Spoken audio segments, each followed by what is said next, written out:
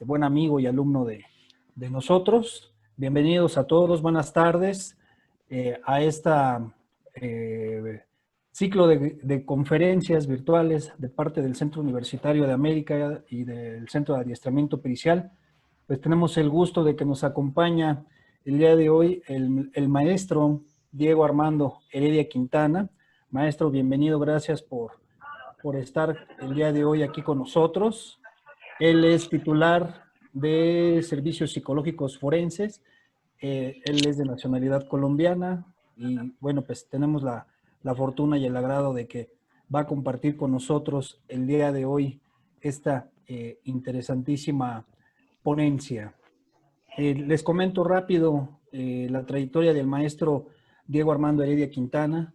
Él de profesión es psicólogo por la Universidad de Antioquia, tiene la especialidad en valoración del daño en la salud mental y actualmente está cursando la maestría en salud mental aplicado a lo forense en la Universidad de La Plata, en Argentina.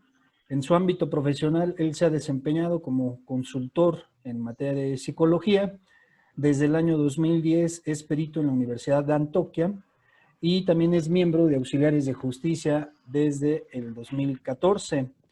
En el área docente ha destacado en pregrado y posgrado por la Universidad de Antioquia desde el 2010 en psicología, psicoanálisis y conexiones Psiconext. También ha sido coordinador y docente del Diplomado en Psicología Jurídica y también docente en la Universidad Católica Luis Amigo.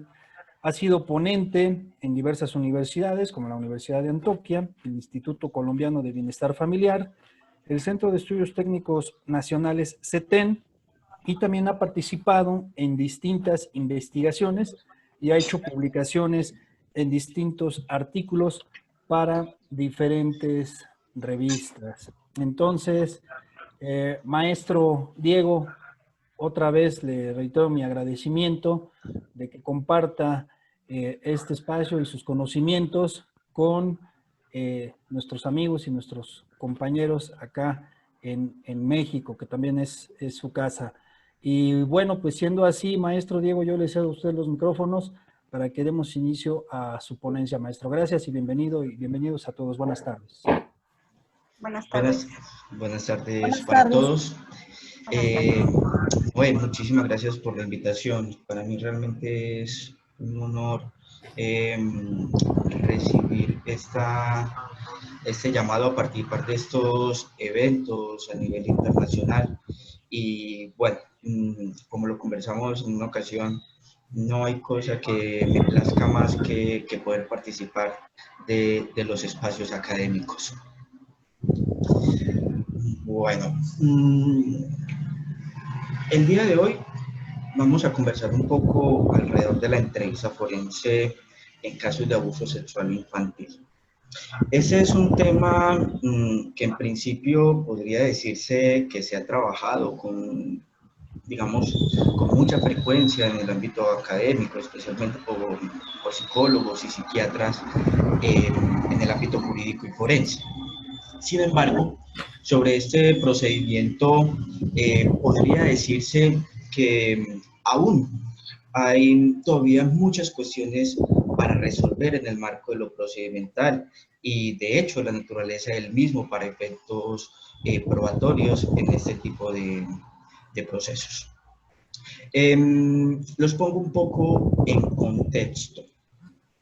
Cuando hablamos de la entrevista forense en casos de abuso sexual infantil, pues lo primero que tendríamos que decir es que se reduce a un espectro, un escenario muy concreto, los delitos sexuales, los cuales están tipificados en los diversos códigos a través de diversas modalidades, el acto sexual, el acceso carnal, aquí en Colombia de manera particular a través de figuras como el proxenetismo, la inducción a la pornografía, etcétera, etcétera.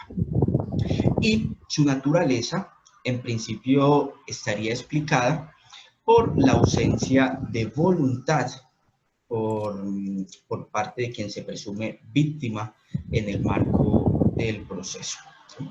Y esa ausencia de voluntad estaría supeditada a varios aspectos. Uno de ellos, tal vez los más significativos, en los adultos, y es la violencia que se ejerce contra la víctima.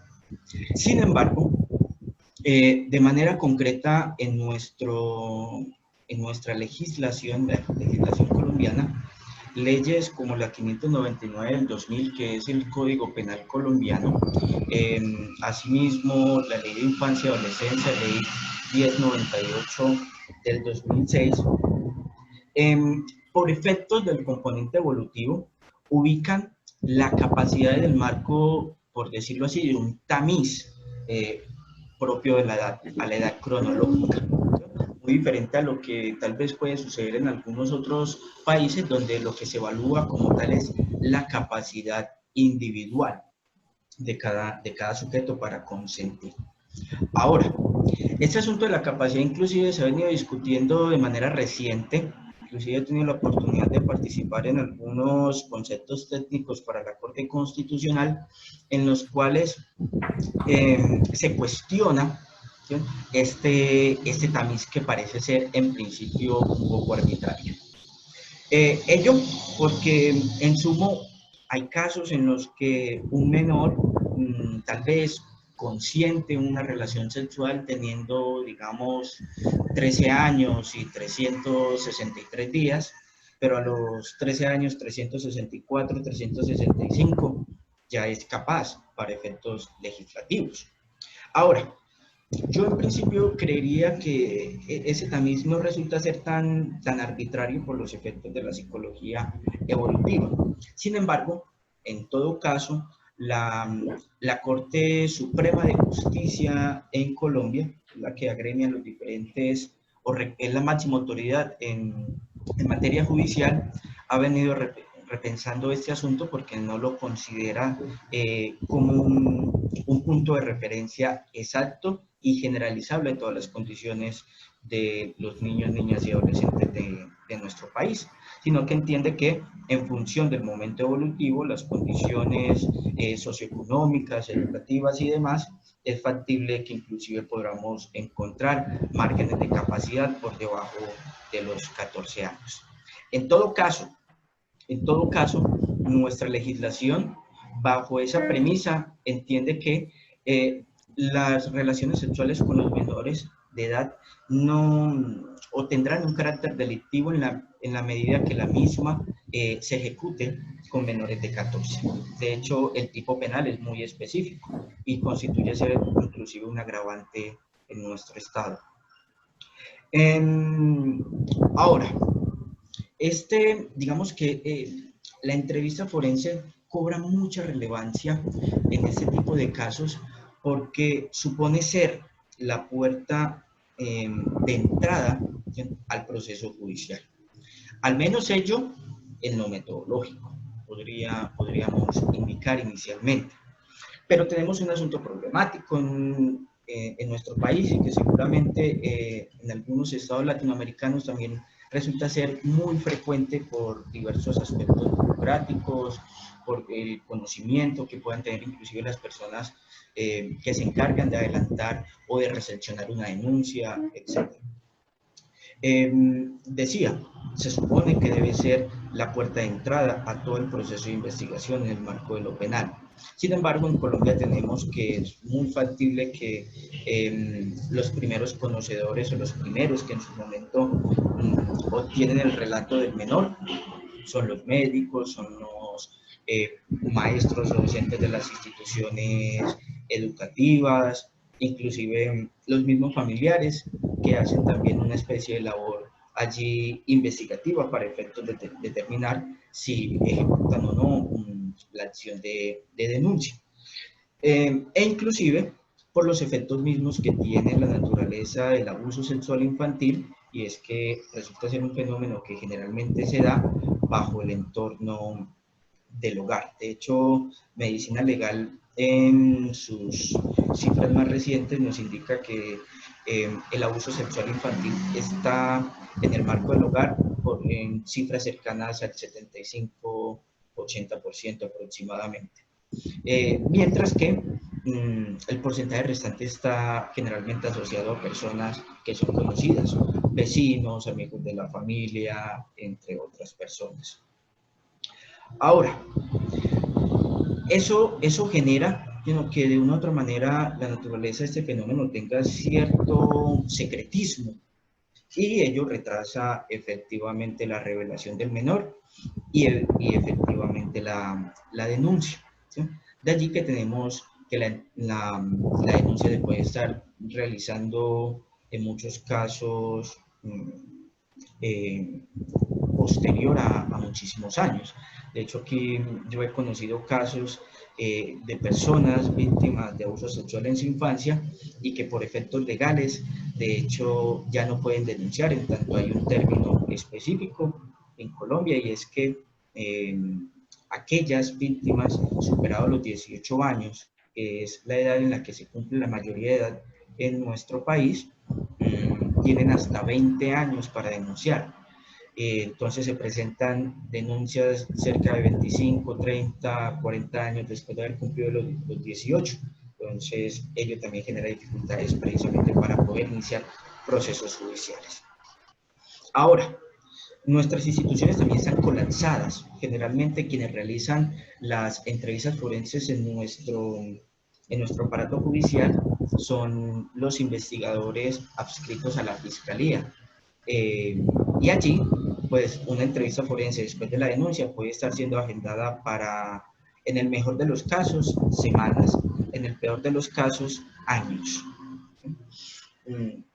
Y en ese orden de idea, pues, los procesos tienden a ser excesivamente revictimizantes porque el menor tiene que pasar por diversos momentos, es decir, procesos diversos antes de llegar a la entrevista forense, que debería ser sobre la cual giren todas las, digamos, las actividades investigativas que adelanta en su momento la Fiscalía, que es el ente acusador en Colombia. Ahora, ¿por qué se indica o por qué se dice que la entrevista forense debe ser la puerta de entrada? Primero, por efectos de la inmediatez. Lo que se precisa a través de la inmediatez es tratar de recoger la mayor cantidad de elementos experienciales que están asociados al discurso infantil, al relato, al testimonio que ofrece un menor en función de una experiencia que se presume ha vivido.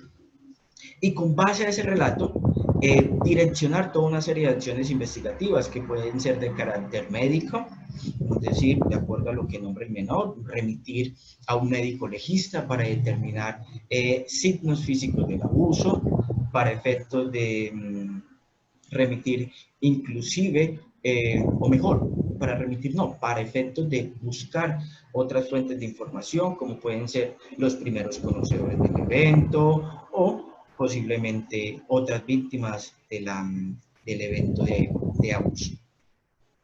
Ahora, nuestro Estado se sostiene en materia judicial, en materia administrativa, alrededor del principio de interés superior, que es un principio que asumimos todos los estados que tomamos como referencia la Convención de los Derechos del Niño.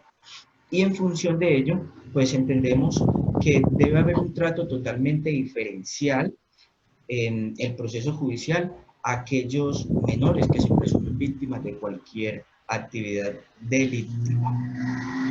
Allí, de hecho, vamos a observar que eso se sostiene en una premisa muy similar al componente de capacidad para el consentimiento de la conducta sexual, y es que se entiende que el menor está en un escenario o en un periodo de vulnerabilidad evolutiva que le genera mayores dificultades para enfrentarse a los espacios penales, que de por sí su naturaleza tiende a ser compleja, dado su, digamos, su componente litigioso, la pugna que se constituye entre las partes, entre quien acusa y entre quien se defiende, entre quien desea demostrar un hecho y entre quien desea desvirtuarlo.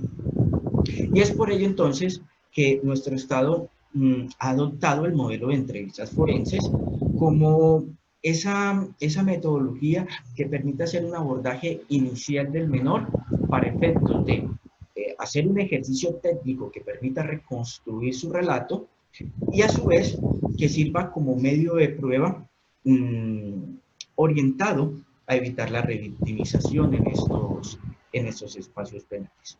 Yo generalmente lo nombro en mis clases de la siguiente manera. El proceso penal es un camino de rosas, pero sabemos que las rosas no solamente se caracterizan por los pétalos, ¿sí?, que en el marco del estético llaman mucho la atención, sino que las rosas están llenas de espinas. Es decir, resulta ser un camino totalmente espinoso para muchas víctimas transitar en el proceso penal. Aquí en Colombia sucede algo muy particular,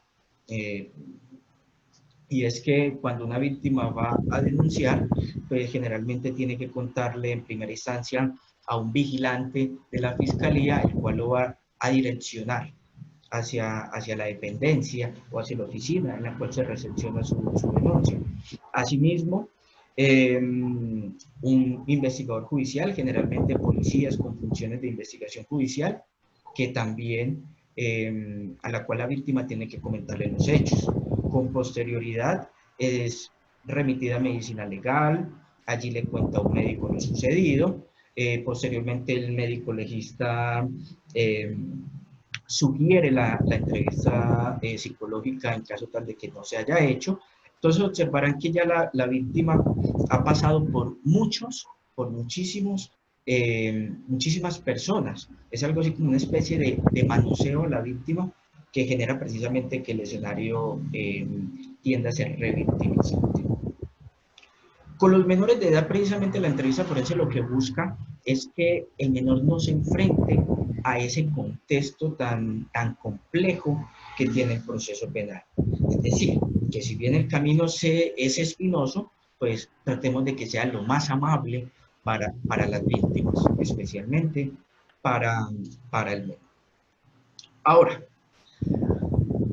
en materia pericial, una de las actividades que más se nos solicita a los psicólogos en el ámbito privado es revisar cómo se han desarrollado todas esas actividades de carácter investigativo. Y digamos que allí surge entonces una pregunta para poder darle, digamos, un poco de trámite y orden a esta presentación. Cuando hablamos de una entrevista forense, hablamos de un interrogatorio, de un cuestionario o de una entrevista. ¿A qué hacemos referencia? ¿Por qué la pregunta? La entrevista forense en Colombia está articulada o está reglamentada por la Ley 1652 del 2013, ¿sí?, la cual adiciona una serie de literales al artículo 206 de la Ley 906 del 2004, que es el Código de Procedimiento Penal.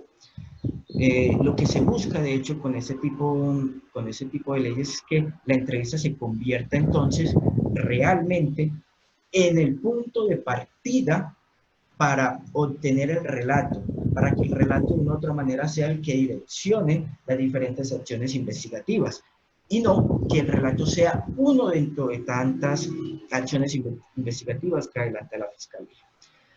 Ahora, observarán ustedes que resalto por acá la palabra cuestionario. Cuando hablamos de cuestionario, cuando hablamos de interrogatorio, cuando hablamos de entrevista, pues podemos estar supeditados a lógicas totalmente diferentes.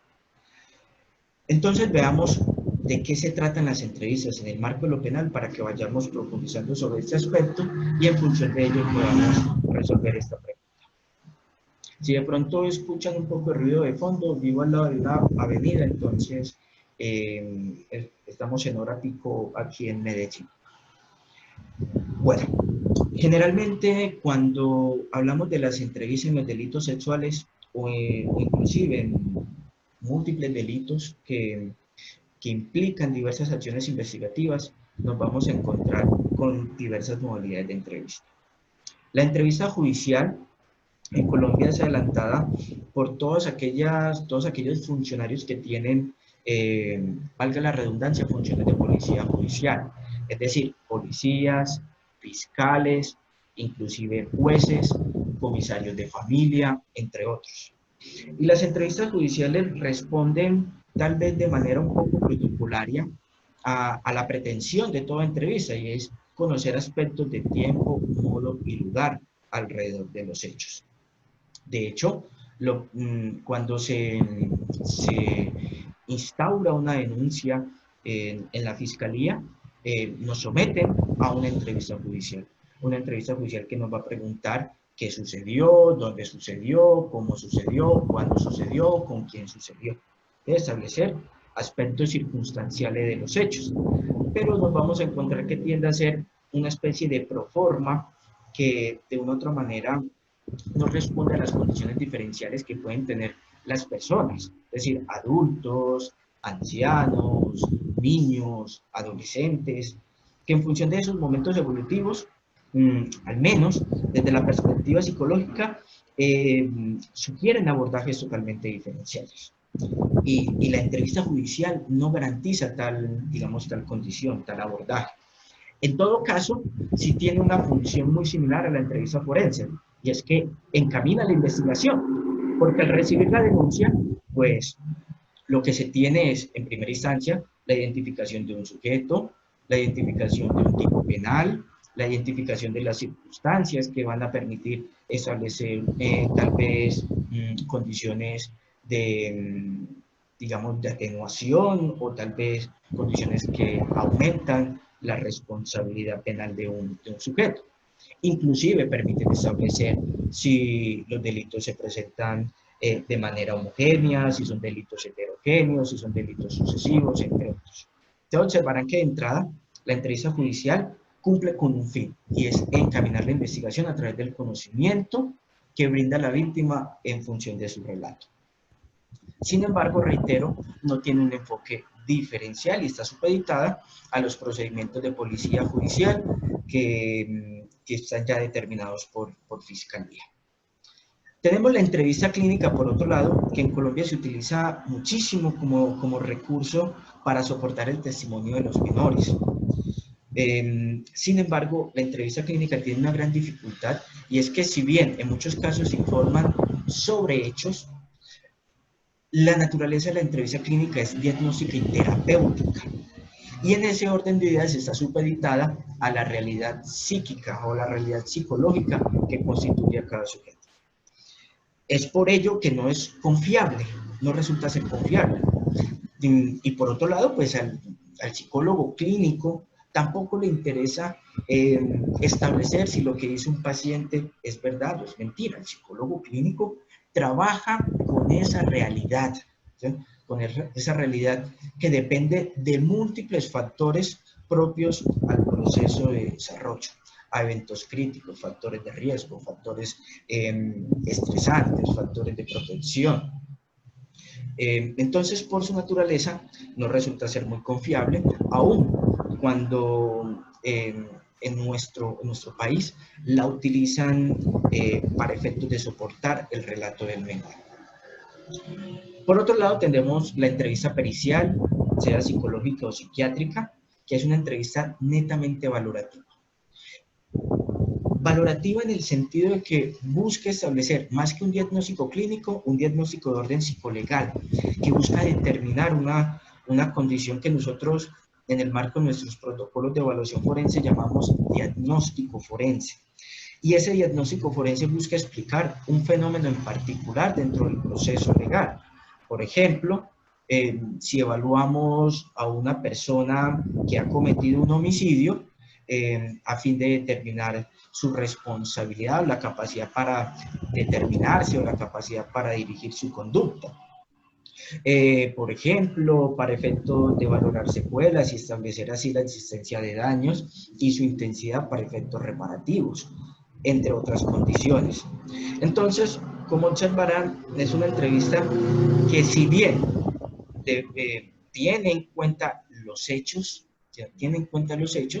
pues no está orientada a recopilar una serie de datos que den cuenta específicamente de lo sucedido, sino orientada a establecer condiciones psicolegales que tendrán algún tipo de impacto en el proceso judicial. Y dependerá o estará muy supeditada al tipo de proceso, sea penal, sea civil, sea laboral, administrativo, familia, entre otros. Y tenemos, por último, la entrevista que nos interesa por efectos de ese espacio, que es la entrevista forense. Lo primero que tendríamos que decir es que la entrevista forense podría en principio coincidir, como ya lo veníamos nombrando, con uno de los objetivos de la entrevista judicial: encaminar la investigación. Encaminar la investigación. Y en ese orden de ideas, pues, se orienta a establecer aspectos de tiempo, modo y lugar. ¿Sí? Aspectos de tiempo, modo y lugar. Sin embargo, a diferencia de lo que se constituye como procedimiento de la entrevista judicial, podríamos decir que la entrevista forense, dado que ha sido diseñada para menores de edad, sí tiene un carácter diferencial, precisamente porque tiene en cuenta todo el componente madurativo y emocional de la persona que está siendo entrevistada. En este caso, el menor de edad. Ahora, tiene un enfoque diferencial porque está orientada a evitar la revictimización. ¿Y cómo garantizar eso en el marco de una entrevista forense? Pues a través de un ejercicio de reconstrucción de hechos lo suficientemente amplio, detallada y articulada a las condiciones psicológicas de un menor como para garantizar que ese menor pueda tener el mejor desempeño durante la entrevista y así obtener datos suficientes que eviten que ese menor sea convocado en otros espacios. Esa revictimización también se evita a través de lo que es la filmación de la entrevista, el registro de audio y video, que va a permitir precisamente que las partes tengan a disposición el relato del menor y que puedan validar que lo que se está planteando en un informe de investigación pues realmente constituya a lo dicho por ese menor. Hay que tener en cuenta que la entrevista forense en principio tiene una condición que podríamos denominar como netamente investigativa. ¿Por qué? Precisamente porque los informes que se levantan de estas acciones están supeditados a describir qué fue lo que dijo el menor y en qué condiciones lo dijo, simplemente. Es decir, no se constituye de entrada en una evaluación pericial del relato. Pero vamos a observar más adelante que puede ser subsidiaria a esos procesos de evaluación pericial de la credibilidad. Bueno, Cornell House, una institución norteamericana, estadounidense, que se ha encargado históricamente de capacitar a los funcionarios de la Fiscalía en la aplicación de protocolos de entrevista forense, nos indica que la entrevista se constituye como arte y ciencia. ¿Y qué significa esto? Ciencia, porque quien ejecuta la entrevista, pues de entrada requiere un conocimiento acerca de los componentes evolutivos del menor. De hecho, vamos a observar con posterioridad que uno de los momentos de la entrevista está dado por una especie de compenetración que subsidiariamente nos lleva a una evaluación de la capacidad narrativa de ese menor. Entonces requiere conocer los diferentes momentos o estadios del desarrollo infantil para saber precisamente qué aspectos se le pueden solicitar a un menor en el marco de la entrevista. Y observen allí entonces el enfoque diferencial que tienen estos procedimientos. Entender, ¿sí?, que el menor tiene una serie de condiciones evolutivas que van de una u otra manera a redundar sobre la competencia para recordar y la competencia para narrar hechos, ¿sí?, que devienen de una experiencia. Asimismo, ¿sí?, además de conocer esas diferencias evolutivas que hay entre los menores, pues conocer la naturaleza del protocolo. Y aquí podríamos decir que más que un carácter científico, lo que tendría es un carácter técnico que permite de una u otra manera establecer cómo debo aplicar un protocolo de entrevista en un menor concreto, ¿no? Los protocolos de entrada son instrumentos, ¿no?, o métodos de entrevista que tienen toda una condición semiestructurada, es decir, no es rígida, ¿no? No es rígida, y eso es una de las bondades que tiene la entrevista forense como un método que permite reconstruir los hechos narrados por un menor. Ahora, arte, ¿sí? Porque el arte tiene un componente tal vez más intuitivo, por así decirlo, más estructural. Es decir, cada uno de nosotros tiene la capacidad de compenetrarse en mejor medida con infantes, con adultos, con ancianos. Y en ese orden de ideas, lo que se requiere para una entrevista forense es la capacidad de empatizar. Y yo ese empatizar lo pongo entre comillas porque no en todos los casos estamos en capacidad de entender la realidad del otro. Yo lo refiero en muchos casos como una especie de como si yo estuviese entendiendo, como si yo estuviese en capacidad de ponerme en los zapatos del otro para entender su realidad y en función de ello tratar de ayudarle a desplegar todos esos recursos cognitivos que son necesarios para la reconstrucción de hechos a través de la entrevista. Intuitivo, porque además de la técnica, se requiere precisamente tener la capacidad de leer las necesidades de ese sujeto que estamos entrevistando y que en muchas ocasiones, cuando le entrevistamos de manera rígida, inclusive de manera protocolaria, siguiendo el protocolo como una especie de recetario de cocina, pues lo que tenemos es que descuidamos al sujeto, ¿sí? Y perdemos esa posibilidad de ser creativos alrededor de ese abordaje. Ahora, nos vamos a encontrar que a nivel científico hay muchos protocolos, hay diversos protocolos. Generalmente en Colombia el que más se utiliza de manera institucional es el SATAC, es un protocolo muy cuestionado en materia pericial y sobre el cual, digamos, he suscitado muchísimos debates en los juicios porque de entrada, ¿sí? Como decimos en Colombia, es un protocolo mandado a recoger, es un protocolo que no garantiza adecuadamente la reconstrucción de hechos, es un protocolo que parte de sesgos de confirmación alrededor de los hechos y por otro lado, porque utiliza figuras anatómicas que son discutidas y que ahorita vamos a hacer unos breves comentarios sobre ello. Particularmente el que yo más utilizo es el NIPS o la entrevista cognitiva.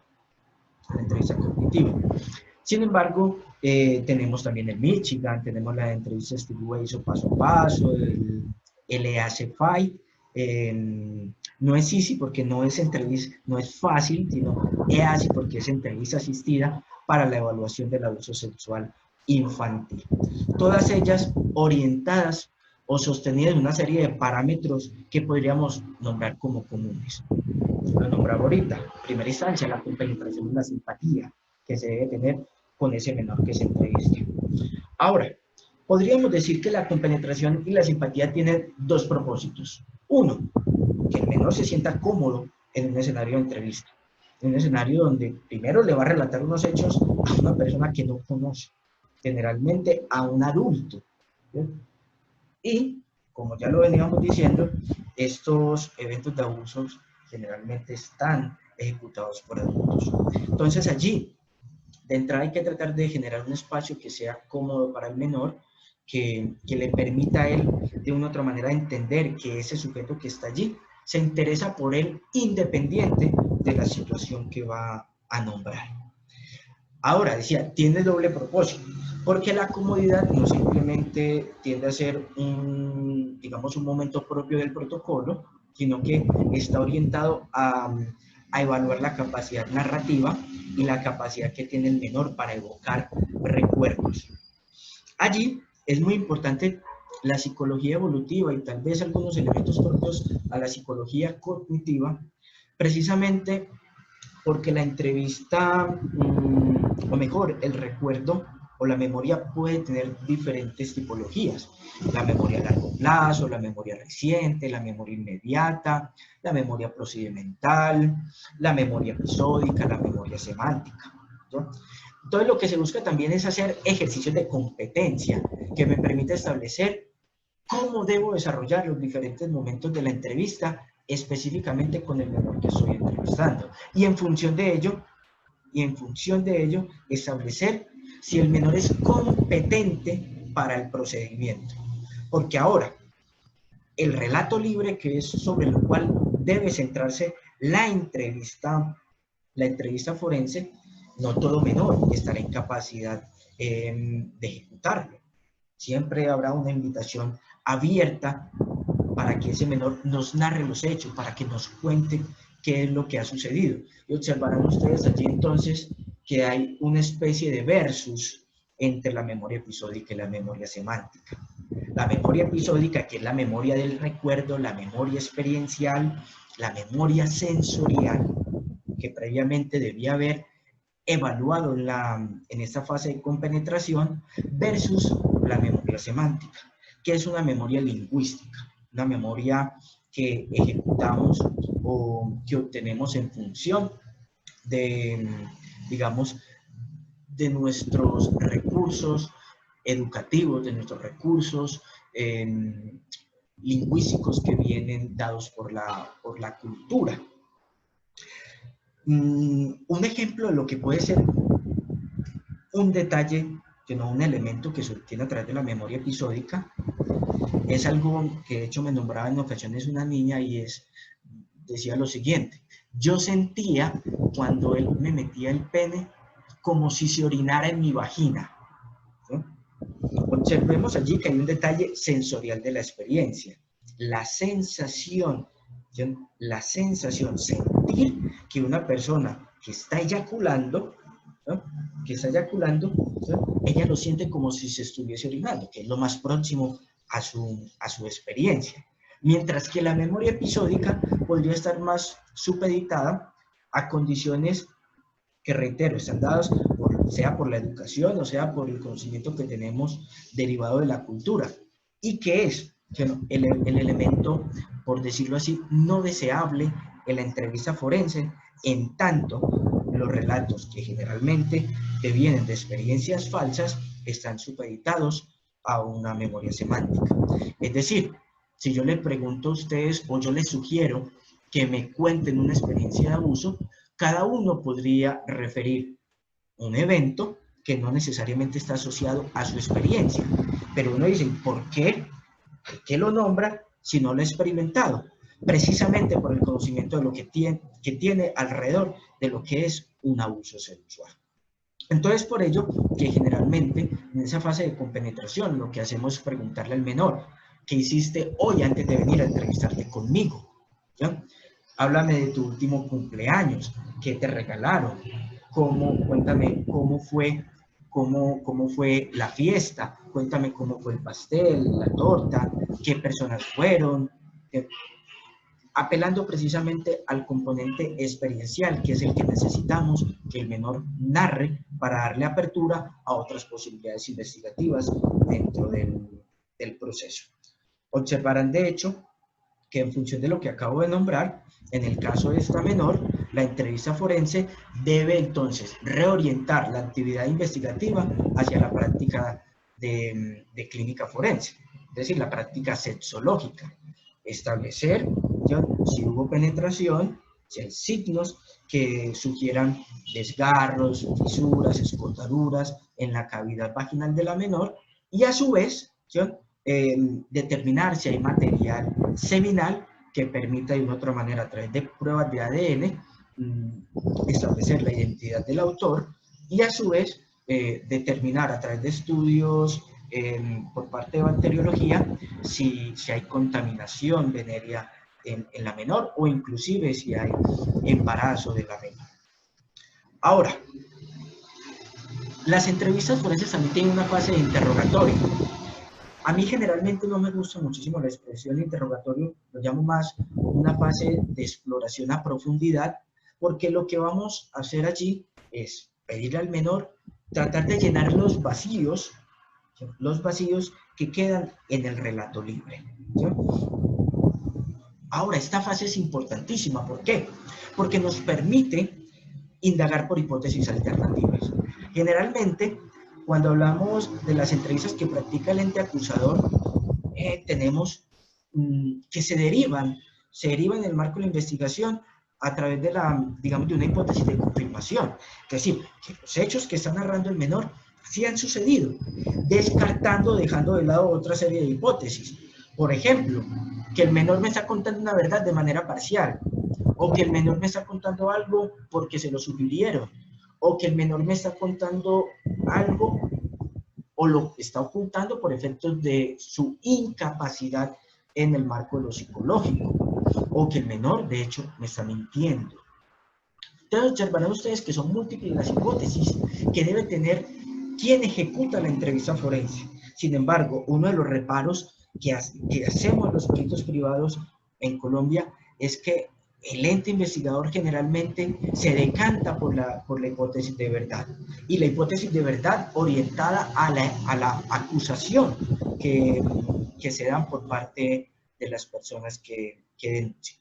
¿Y por qué son importantes las demás hipótesis? Porque tenemos que establecer si en efecto quien se presume ha cometido el delito fue quien lo ejecutó. Si pueden haber otras personas que hayan ejecutado el delito, si pueden haber otras posibles víctimas, si es factible que el menor esté personificando a otras posibles víctimas, es decir, que no haya sido él realmente el agredido, sino que por efectos de identificación lo asuma como su experiencia, que esté encubriendo a terceros, que haya conflictos de base entre quien denuncia y quien es denunciado.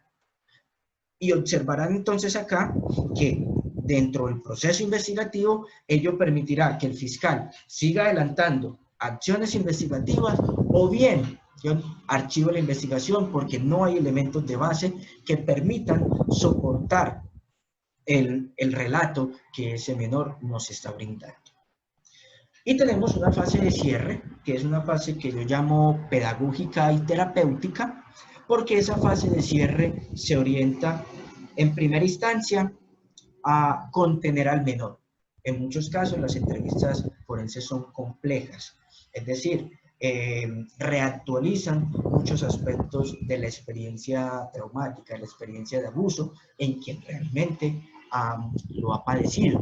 Entonces lo que se busca es contener a ese menor, ¿sí? Tratar de mandarlo a su casa en unas condiciones tal vez, nombrémosla como adecuadas o respetuosas. Y por otro lado, una fase pedagógica, porque al menor allí, específicamente en las entrevistas forenses que vienen de Corner House, pues se intenta enseñar sobre métodos de autocuidado, métodos o escenarios de revelación, e inclusive se deja abierta la posibilidad para que el menor sea indagado en un nuevo espacio de entrevista forense para complementar aspectos que tal vez el entrevistador ha perdido de vista durante el desarrollo del procedimiento. Hay que tener en cuenta que no hay entrevistas perfectas. Yo de entrada eso lo manifiesto en todo espacio. Yo no hago entrevistas perfectas, nadie hace entrevistas perfectas. Pero lo que se busca entonces con un segundo encuentro es poder profundizar sobre nuevos elementos o inclusive conocer aspectos que por efectos de la investigación subsecuente han sido conocidos, pero que el menor por alguna razón no la relató. No la relató porque no se lo preguntamos, no la relató porque no la recordó o no la relató porque simplemente no fueron propios a su experiencia. En ese orden de idea, entonces, ¿cuál es la labor del investigador? ¿Conducir o sugerir? Ahorita lo decía, y la entrevista forense es un escenario de reconstrucción de la vivencia. Por eso es tan importante el componente evolutivo, la capacidad cognitiva que tiene cada menor para recordar los eventos. De hecho, ahorita vamos a ver un pequeño cuadro que nos va a sugerir qué tipo de preguntas podemos realizarle a los menores cuando adelantamos estas acciones. Entonces, esa reconstrucción lo que nos indica es que el entrevistador es quien conduce el escenario, pero conduce el escenario en función de las capacidades del menor. En ese orden de ideas, el entrevistador maneja los tiempos de la entrevista, pero es el menor quien, en efecto, propone la dinámica para el mismo. Por eso la entrevista y el entrevistador, ciencia y arte, deben ser totalmente flexibles. Es importante que el entrevistador tenga en cuenta que su función es obtener y reconstruir un relato, que su función no es valorarla, porque la técnica es una técnica orientada a la reconstrucción de memoria, a la reconstrucción del recuerdo. No está orientada para valorar pericialmente la credibilidad. Ahora, ¿qué pasa cuando el entrevistador ejecuta su acción bajo la lógica de la sugestión? Está confirmando hipótesis previamente establecidas, ¿no? Y resulta muy común que aquellos que entrevistan bajo la noción de victimización, ¿sí?, generen la idea o se generen la concepción previa de que el menor sí ha sido vulnerado, que el menor sí ha sido abusado. Y de entrada lo que genera entonces es una especie de implantación de memoria en ese menor, ¿sí?, impidiendo entonces que la experiencia misma o el recuerdo mismo pueda desplegarse durante el procedimiento, y por otro lado, ¿sí?, que la prueba carezca de rigor para efectos de lo que será en su momento el juicio oral. Entonces, el entrevistador conduce. Esa es su función. Ahora, ¿qué preguntas entonces deberíamos realizar según el momento evolutivo? De hecho, vamos a observar que, de acuerdo a la edad, vamos a tener una serie de posibilidades alrededor del recuerdo, ¿sí?, quién y qué, parcialmente el dónde de menores de 3 años. Yo recuerdo una vez una entrevista con un menor que decía, eso sucedió. Y de hecho, observen, van a disculpar aquí la interrupción, observen que el cuándo es tal vez un poco más inaccesible para el menor. Un menor que tenía cerca de entre 3 y 4 años, y él decía, yo recuerdo que fue Navidad porque había un niño Dios. Aquí a la figura del Jesús nacido le decimos niño Dios o el niñito. Pero ahora es, digamos, muy frecuente que en las casas antioqueñas, que somos, digamos, un departamento muy religioso, es tal vez de los departamentos más conservadores de Colombia, hayan figuras del divino niño. ¿Sí? Entonces observen que allí el menor hace una asociación experiencial, ¿sí?, que le permite en primera instancia, primero identificar quién lo agredió, qué le hizo, en dónde fue, ¿sí?, tal vez de manera parcial. Pero si le pregunto por el cuándo sucedió eso, el niño me dice, fue en Navidad. Pero observando a través de otros elementos de prueba derivados de la entrevista forense, lo que se logra establecer es que el menor no estuvo en Navidad. El menor estuvo más o menos febrero, marzo, en el lugar donde fue abusado. Pero el menor, entonces, ¿por qué me nombra ese aspecto? ¿Por qué me nombra una ubicación temporal errada? ¿Me está mintiendo? No, probablemente no lo hace, sino que el momento evolutivo no le permite nombrarlo con precisión.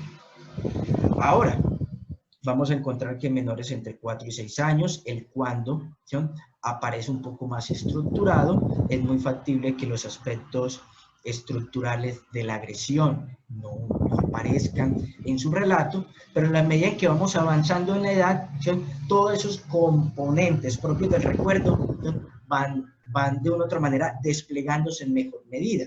Por ello, yo no puedo entrevistar de igual manera a un chico de 4 años como lo haría con un chico de 12 años que se supone ya tiene una estructura de pensamiento con las bases propias del pensamiento adulto, con las bases, digamos, que responden a los procesos cognitivos del adulto. Entonces, la entrevista forense implica que el entrevistador, como decía anteriormente, pueda conocer todos esos aspectos evolutivos del recuerdo, de la recuperación de la información, de los procesos cognitivos propios a los diferentes momentos edades de los menores. Ahora, ¿qué tipo de preguntas entonces debemos formular? Generalmente, lo que necesitamos es que sean preguntas abiertas, preguntas que deriven sobre el relato libre, porque el relato libre tiene la posibilidad de brindarnos mayores posibilidades experienciales e inclusive para efectos periciales con posterioridad permitirá determinar hasta dónde la naturaleza de esa producción responde a las estructuras lingüísticas que esperamos de los relatos creíbles o de los relatos no creíbles. Las preguntas abiertas pueden ser subsidiadas con preguntas directivas. Por ejemplo, tú me decías que había un niño Dios. ¿Sí? Observen que allí dirigí la atención del menor sobre un elemento en concreto. Entonces le digo al menor, cuéntame cómo era el niño Dios, descríbemelo. Es posible que para ese menor esos detalles contextuales sean un poco más inaccesibles, pero en el marco de la exploración, ¿a qué lo estoy invitando? A que me amplíe todo el repertorio del recuerdo. Allí es factible que yo pueda inclusive generar preguntas dicotómicas, preguntas que busquen aclarar situaciones. Por ejemplo, ¿eso que me cuenta sucedió de día o de noche? ¿Sucedió en la semana o sucedió en un fin de semana? ¿Sucedió mientras estabas en vacaciones o sucedió mientras estabas estudiando? Y observemos allí que si bien la inducción como interrogante en muchos casos es cuestionable dentro de los procesos judiciales, aquí la inducción se hace de manera neutral para facilitar toda la capacidad de reconstrucción de la memoria en el menor. ¿No? En todo caso, lo que se evita es dar detalles de contexto a través de nuestras preguntas.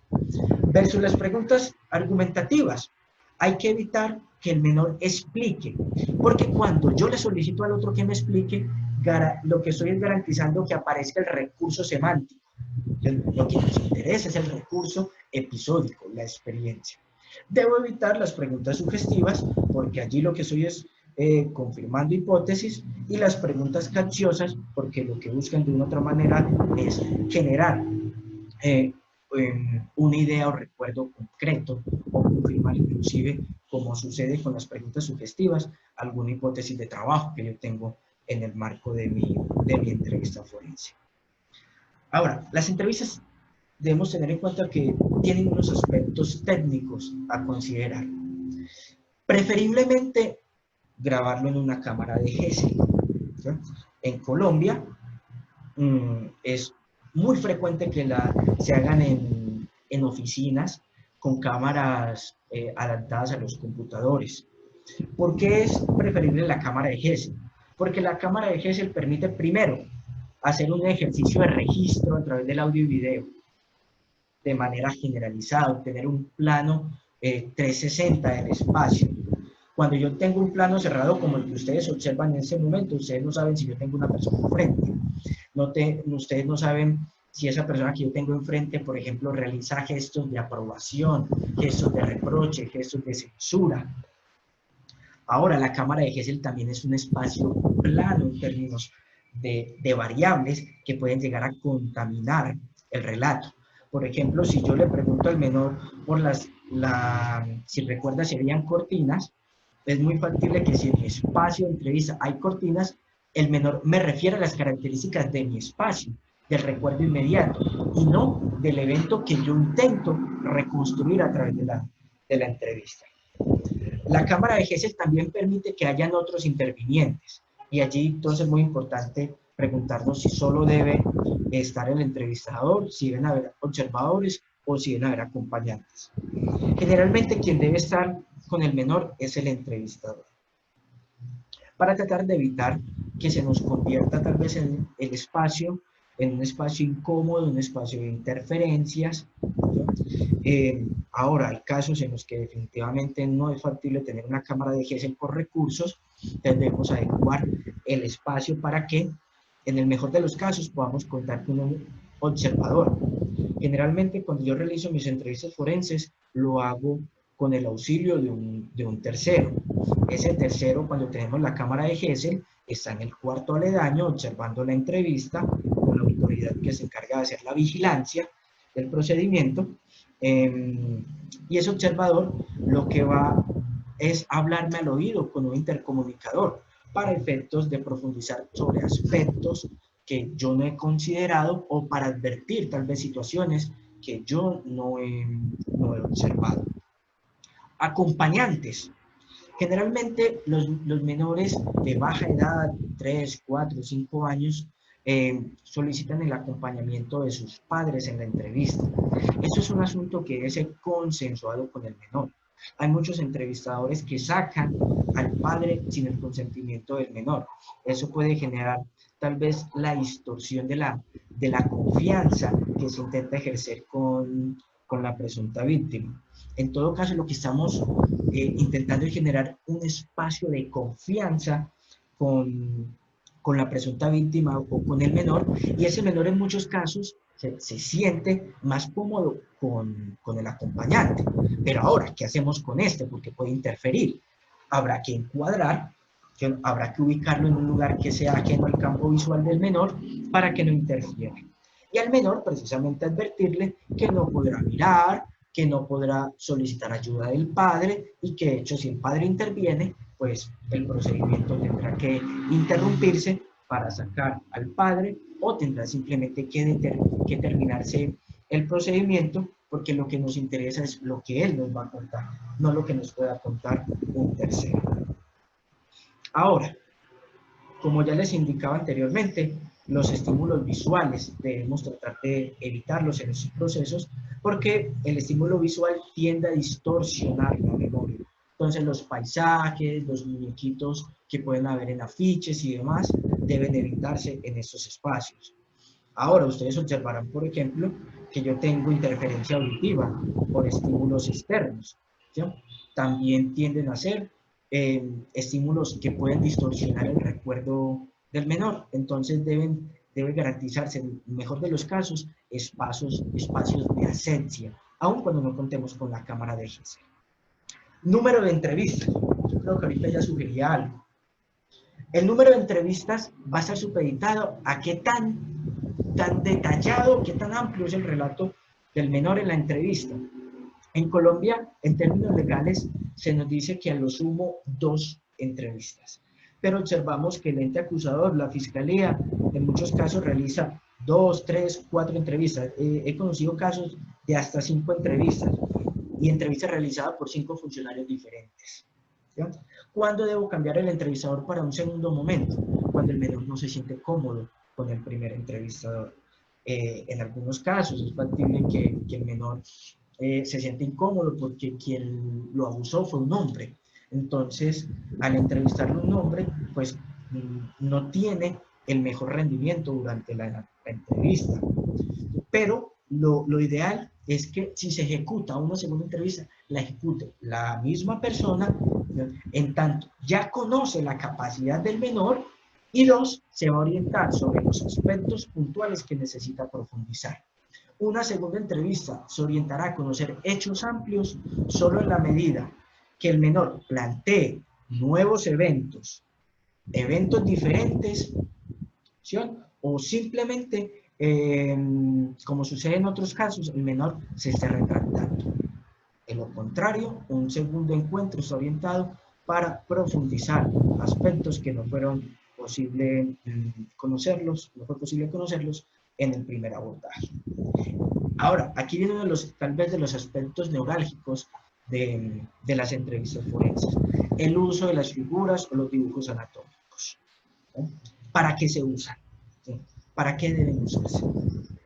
Tal vez uno de los aspectos que más le reprochan a los protocolos de Corner House. ¿Por qué?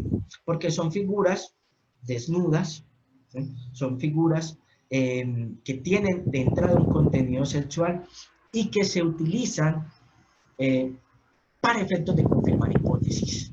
¿Sí? Por ejemplo, ¿sabes cuáles son las partes privadas de tu cuerpo?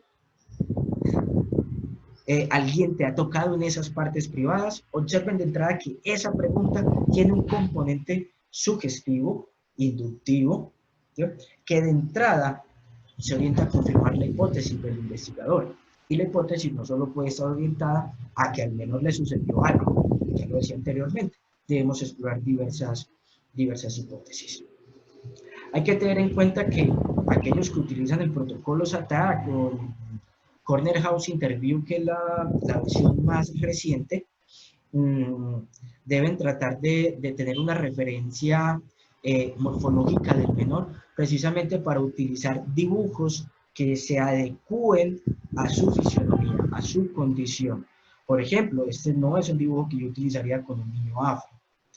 Ahora, los muñecos anatómicos generalmente están utilizados con chicos de 3 a 4 años porque son dibujos que, o mejor, figuras que se orientan a facilitar la reproducción manipulativa de los eventos. Sin embargo, ¿qué es lo que pasa con el muñeco anatómico? El muñeco puede generar la idea de juego y el menor en ningún caso debe entender que está allí para jugar, sino que esos recursos los vamos a utilizar para efectos de conocer en detalle estos hechos. Particularmente, yo no utilizo los dibujos anatómicos ni los muñecos. Yo lo que trato es de animar al menor a que pueda, a través de sus recursos, nombrarme todas las situaciones manipulativas que han sucedido. Ahora, el dibujo anatómico también tiene un elemento tal vez de orden subsidiario. Por ejemplo, aquí en algunas partes de Colombia, la vagina, las niñas le dicen la cocollita.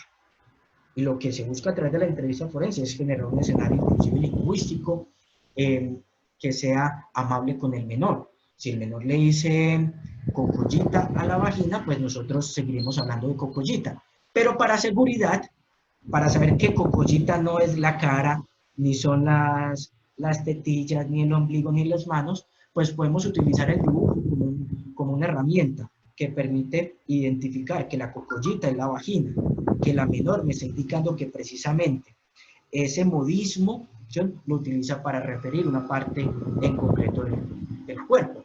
Hasta ahí, ¿sí?, solo para eso. ¿Sí? Para otros elementos o otro tipo de actividades particularmente, yo no los utilizo, porque lo que busco es evitar que este dibujo se me convierta en un elemento de orden sugestivo que inclusive pueda evocar falsos recuerdos o animar al menor a confirmar mi hipótesis. Ahora, ¿quiénes deben realizar las entrevistas forenses? Lo primero que tendríamos que decir es que la entrevista forense no es un método psicológico, es un método de investigación judicial con un carácter diferencial. ¿Sí? Con un carácter diferencial. Es por ello que pueden ser aplicados por trabajadores sociales, por abogados, por criminalistas, por investigadores judiciales, por psicólogos, por psiquiatras, todos aquellos que tengan la formación en la técnica de entrevista. Todos aquellos que tengan formación en la técnica de entrevista. Sin embargo, yo voy a ir sobre ese aspecto inicialmente, ahorita vuelvo sobre las otras plantillas. La sentencia C-177 del 2014 es una sentencia emitida por la Corte Constitucional en Colombia. Sugiere que esa entrevista debería ser realizada por psicólogos. Yo creería, en primera instancia, que tal vez es un poco desfasado pensar que la tienen que hacer solo psicólogos. La Corte asume que la deben hacer solo los psicólogos por efectos del conocimiento que tienen sobre la psicología evolutiva. Pero lo que vamos a observar es que muchos cursos de entrenamiento, cursos de formación sobre la entrevista forense, tienen propedéuticos sobre psicología evolutiva, intentando precisamente que quien se forme, ¿no?, pueda ejecutar, ¿sí?, todas las acciones subsidiarias dentro de la fase de compenetración, es decir, que pueda hacer un ejercicio allí de verificación de la capacidad del menor y que en función de ello sepa qué puede obtener, ¿sí?, de ese menor en función de su marco evolutivo, ¿sí?, y en función de esas habilidades o esas capacidades establecer hasta dónde debería orientar el menor para obtener otros elementos del recuerdo que generalmente nos asocian al momento evolutivo. En otras palabras, ¿qué tan flexible podría ser la entrevista? En ese orden de ideas, entonces, ¿qué aspectos debemos tener en cuenta con la entrevista forense? Alcances y limitaciones. La entrevista forense está diseñada para obtener un relato, para hacer la fase inicial, ¿sí? La fase inicial de un proceso de investigación.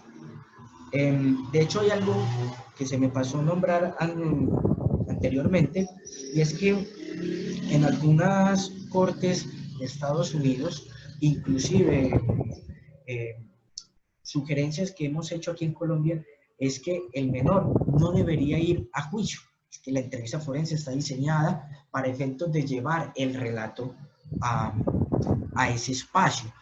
Y allí el entrevistador se convierte de una u otra manera en el vehículo para que el juez conozca el relato. Sin embargo, ello entra en contravía con un aspecto que jurídicamente es plausible, es muy válido, y es que a través del video yo no puedo hacer confrontación, yo no puedo hacer un contra que me permita desacreditar el relato. En ese orden de ideas, la entrevista no es un interrogatorio. ¿Sí? La entrevista no es un interrogatorio. La entrevista no está diseñada para, bajo esta modalidad de juicio, convertirse en el medio para probar una hipótesis en concreto y para desvirtuarla a través de un contra. La entrevista es un medio que apela al diálogo para reconstruir unos hechos. Ahora, la entrevista sí puede ser subsidiaria a los métodos de evaluación del testimonio, precisamente porque va a permitir establecer a través de criterios, ¿sí? A través de criterios previamente establecidos por la psicología del testimonio, cómo un relato puede estar plagado o no de criterios de realidad que le dan entonces, ¿sí?, contenido experiencial al relato. Ahora, lo decía anteriormente, por sí sola, la entrevista forense no es un medio de evaluación de la credibilidad, es un medio de recuperación, ¿sí? Es por ello que al entrevistador forense, cuando va a juicio, si le preguntan, ¿el menor le estaba diciendo la verdad? ¿Cree usted que el relato del menor es creíble? El entrevistador debe responder, el método no está diseñado para ello, el procedimiento no tiene esos alcances.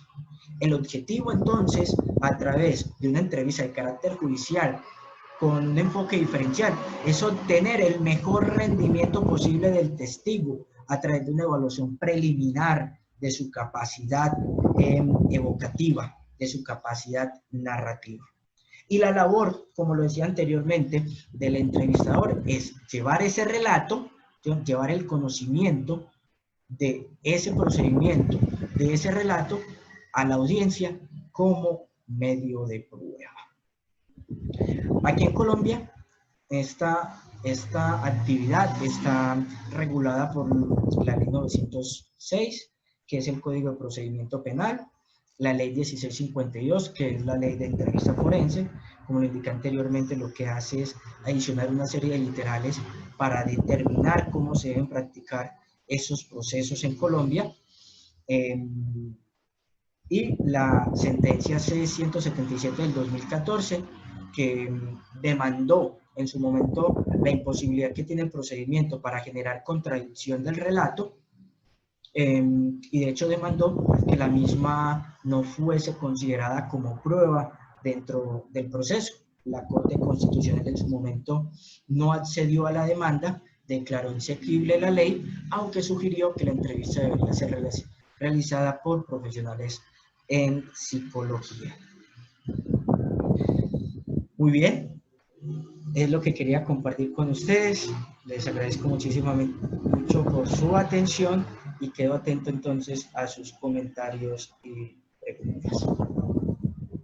Pues muchas gracias, maestro. Muchas gracias, maestro Diego. La verdad es que un tema muy interesante, sobre todo por el fondo o el trasfondo que conlleva, un tema muy delicado, hablar con víctimas de abuso sexual, específicamente de menores de edad, pues siempre tiene diferentes matices, el matiz legal, el matiz humano, el psicológico, el cultural, etcétera, etcétera.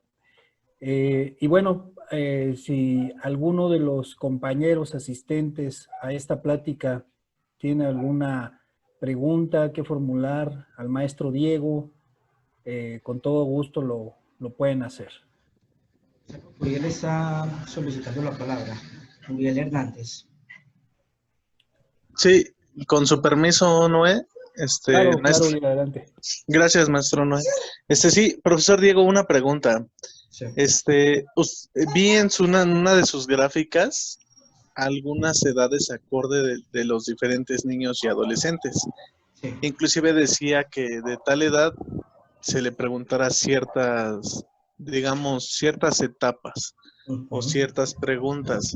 ¿Eso en qué términos? ¿Es por la conciencia que tiene el niño o el adolescente o en qué nos enfocamos más?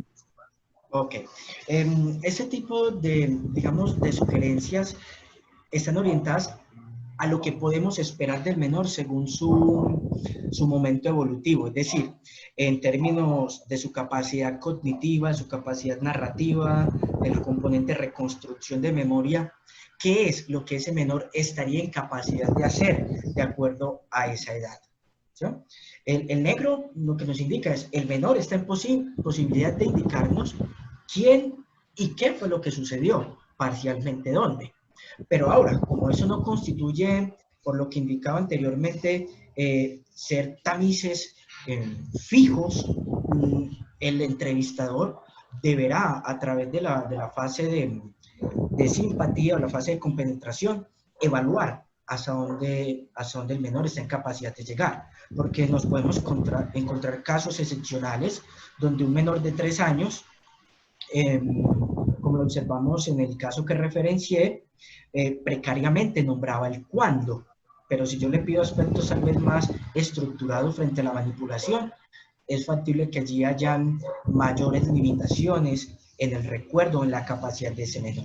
Entonces están supeditados o sostenidos sobre los modelos evolutivos del recuerdo y la recopilación la recuperación de la información por parte de los menores. Me queda claro, me queda claro. Muchas gracias, maestro Diego. Gracias, Noé, gracias. Muchas gracias, maestro Diego. ¿Alguien más, alguna duda o algún comentario que quieran formularle al maestro Diego? No, pues parece que nadie más, maestro Diego. Muchas gracias pues por la información. Está muy interesante y pues la verdad que en México a veces, bueno, en mi caso me tocó ver un caso de una violación de una menor y la verdad con lo que acaba de mencionar ahorita, pues sí está más, como que más de acuerdo a su edad, porque sí era complejo cuando el abogado le preguntó a la menor de la situación de quién la había violado. Y cuando ella empezó a narrar, pues sí como que se quedaba traumada en momentos. Entonces sí está muy bien la idea. Muchas gracias. ¿Quién nos habla? Irene. Irene, sí, es tal vez de hecho una de las cuestiones complejas de atender por parte de quienes no están muy familiarizados con la entrevista forense y con la capacidad narrativa de los menores, porque de hecho se presume en muchos casos que el menor debería estar en capacidad de nombrarlo todo, de brindar detalles solo por haber vivido la experiencia, pero allí se cuentan con diversas variables. De hecho, una muy importante es la que has nombrado, y es la naturaleza y el impacto mismo que tiene la experiencia.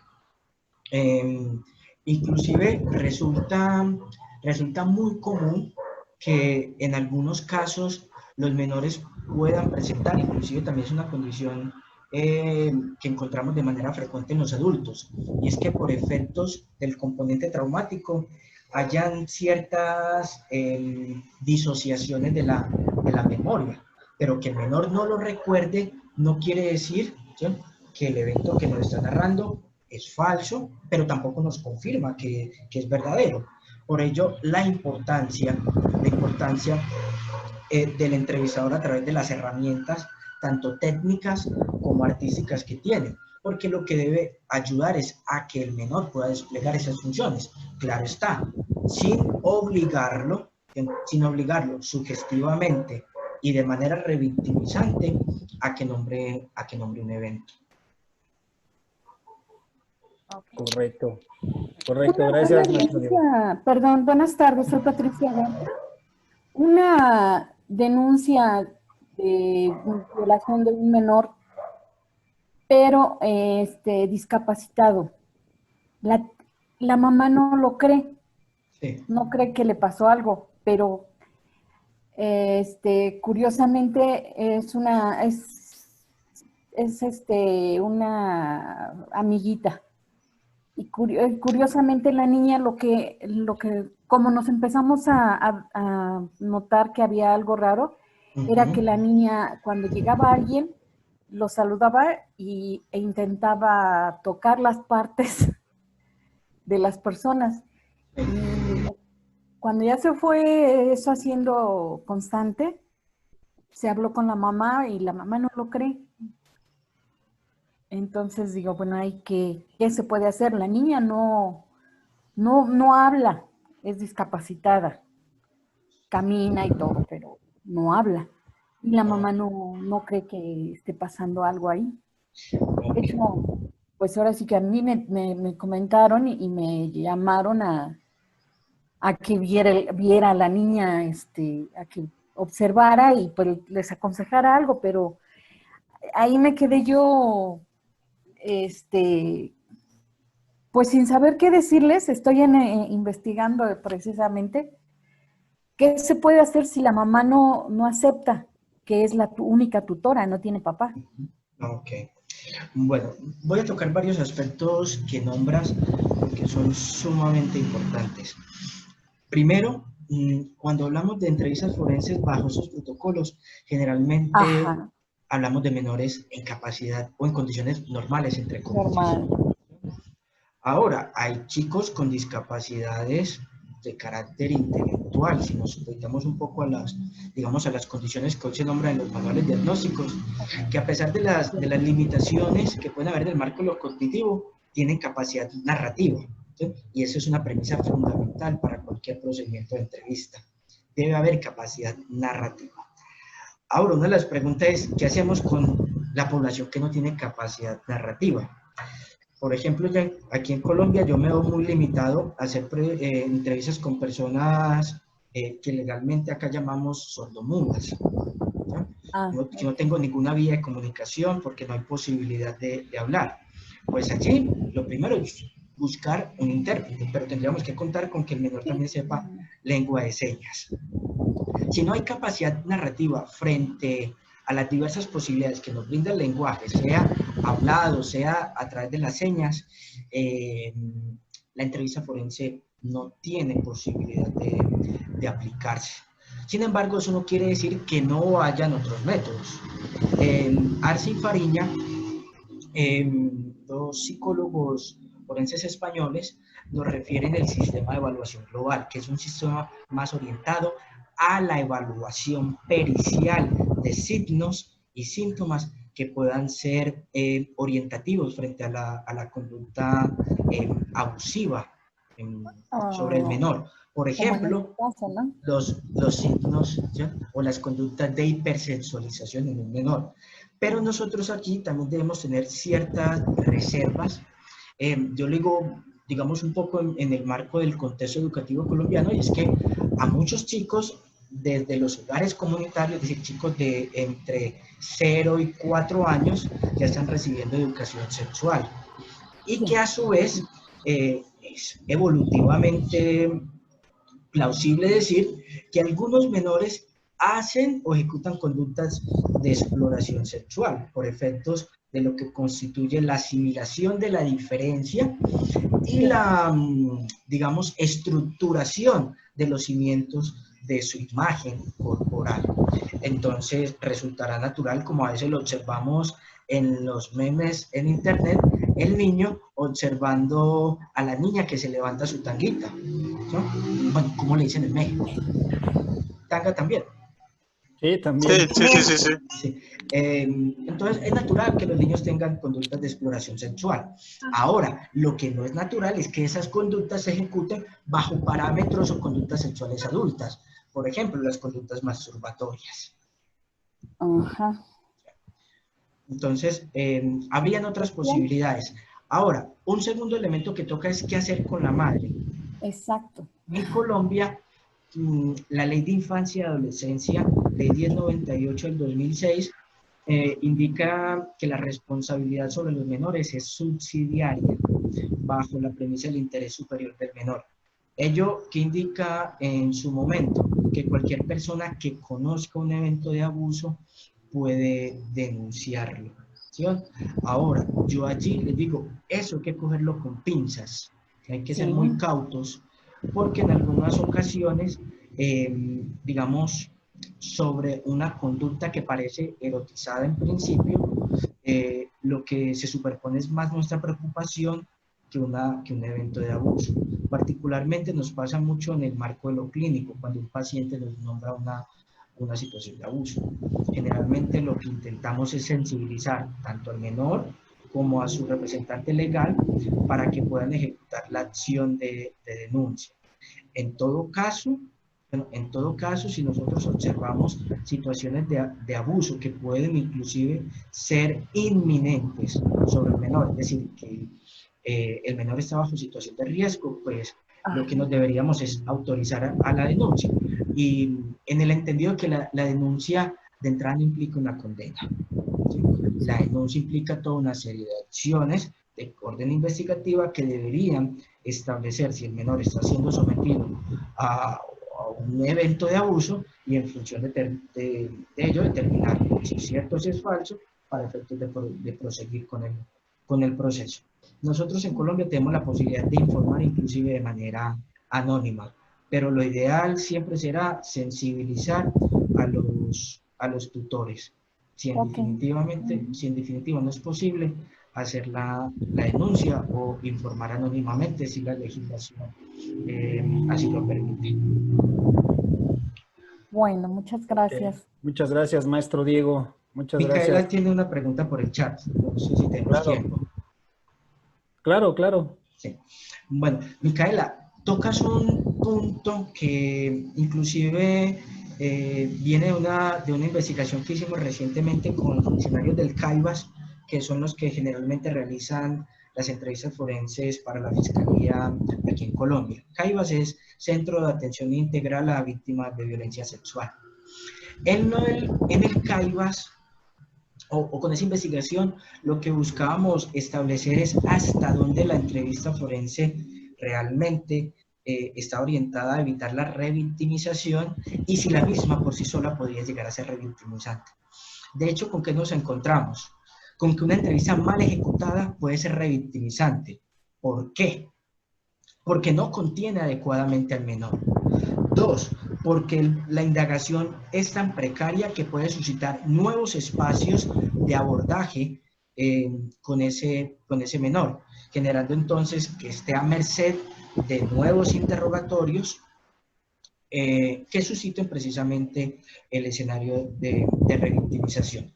De hecho, un aspecto muy importante con el que nos encontramos, y que de hecho yo diría a priori estaba convencido de ello, y afortunadamente lo pudimos confirmar con una investigación exploratoria. De hecho, de entrada no tendría ningún tipo de carácter confirmatorio, pero sí nos permite decir que la entrevista por sí sola sí tiene un componente de revictimización, pero a lo que se apela es precisamente a que sea el único espacio, a que el menor no se enfrente a nuevos escenarios que puedan generar nuevos espacios de revictimización. Ahora, lo que se hace complejo es en términos legales, y es que para la defensa, para la contraparte, la entrevista por sí sola no se convierte en un método que facilite la contradicción o la controversia, porque de hecho al entrevistador no se le podrá controvertir el discurso o el relato del menor, se le podrá controvertir sobre el método y la forma en que le aplicó.